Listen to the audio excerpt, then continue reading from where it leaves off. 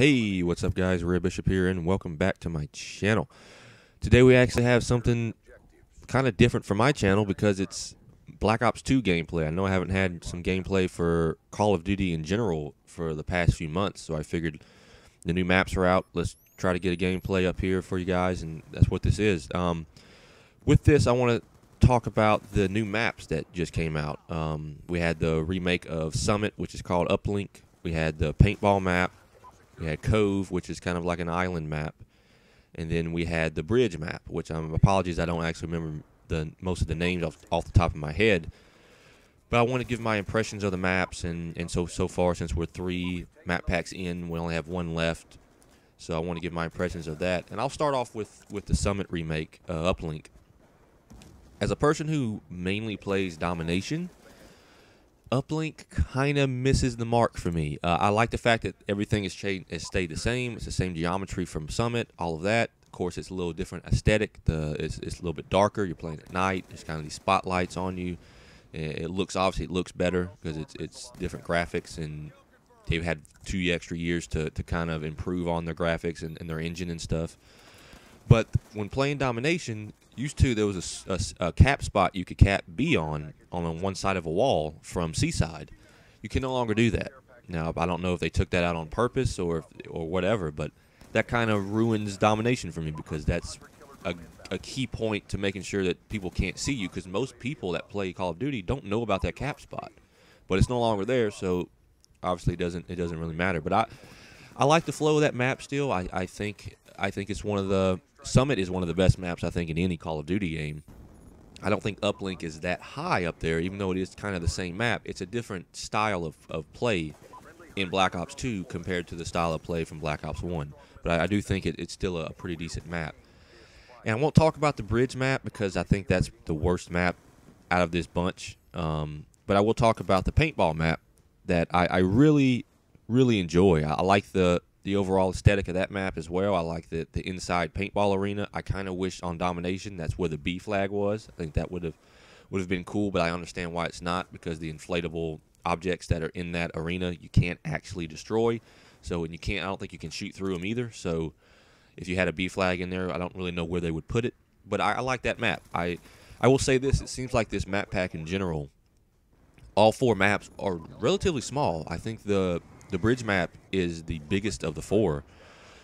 I mean, like that Cove map and the paintball map are pretty small. And playing on Domination, it takes some getting used to those maps because you're used to playing on a little bit bigger maps. And when you realize that when you have a C or the C or A flag and you're spawning right next to B as soon as you spawn, it's easier to defend it, but then it's tougher to capture it because that means that the other team is spawning just as close to it. But that just seems to be the path we're going down with at least Black Ops 2, is maps get smaller and smaller and smaller. It seems like with Call of Duty Ghost, the Infinity Ward title that's coming out later this year, that maps are going to start out a little bit bigger, and with their dynamic maps, it's kind of going to make the map smaller and smaller as the game goes on. So we'll see how that goes. But that's just my very quick impressions of the map pack. I think Cove is all right. Cove is one of those maps that when you start out playing it, it's kind of annoying because you don't really, and all these maps are like that, they're kind of annoying because you don't know the sight lines, you don't know where to go, all of that. Some people already do know where to go, so you end up it takes a few matches to get used to the flow of the map. But after a certain amount of time, I figured them all out. I enjoy most of them besides the bridge map. I think that just has a overall terrible rhythm to it. But I think if you have the season pass, obviously go out there and download it. It's on 360 now to be on PS3 and PC. I think the beginning of August. I think August 1st. I would say that if you don't have the season pass and you're thinking about buying a specific map pack, like you want to buy just one map pack, Map Pack 2 is probably the best. I think that's Vengeance, or that might be a different name, but the second map pack is the best. Vengeance might actually be the name of this 3rd map pack, so I apologize if that is the case.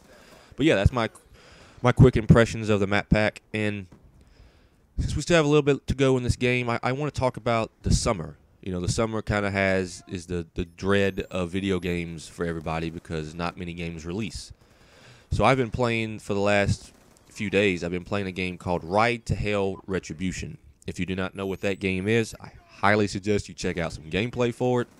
It's pretty hilarious. It's one of the worst games I have played on this generation of consoles, which is Xbox 360, PlayStation 3. It is one of the worst. It just the whole mechanic of the game, the whole gameplay mechanics, it's outdated. Of course, this game was announced, I think, 3 or 4 years ago. But even by those standards, even if it would have actually come out in 09 or 10, I think it would have been outdated gameplay. Like, this plays like a kind of mid-tier PlayStation 2 game.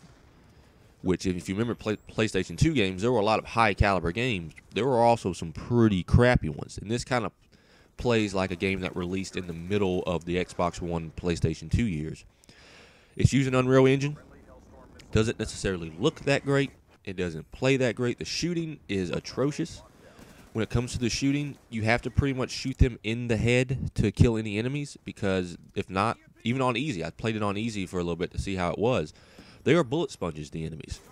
They in the shooting, it kind of has a aim assist in it, but it doesn't work that well. It will kind of take you away from the enemy instead of taking you to the enemy, which is what aim assist is for. And since it is a kind of a motorcycle game, there are instances of you driving a motorcycle that is, I mean, it feels like you're driving a tank, not a motorcycle. I don't know what it is with recent games, especially this year, where they have racing parts in them that make the cars feel like you're driving tanks. Like they don't actually know how these motorcycles and cars and everything actually handle. And when speaking of shooting, when you're shooting on the motorcycle, the camera is god awful. The camera will sway back and forth as you're shooting, which makes it almost impossible to aim. And it's a terrible game. Like I said, I'm not expecting anybody to go out there and buy it, but I think you should go look up some gameplay footage of it and see for yourself just how bad this game is. And since it is summer and it's July, of course, I've been playing some NCAA Football 14, which I'm really enjoying after playing 13 last year. 14 is a way better game. They've improved some of the core gameplay experiences. They have this new option reads, the new shovel passes, the new Dynasty mode improvements with coach skills trees, and the new recruiting. It's just an all-around better game. I like what they did with Ultimate Team in NCAA football. I'm usually not a fan of Ultimate Team in Madden, but I really do like it in NCAA football. And then the other game I've been playing is a game called Dark, which is a vampire stealth game, which is kind of weird. I think it's only on the 360 and PC at the moment. I'm not sure if a PS3 version is planned or not.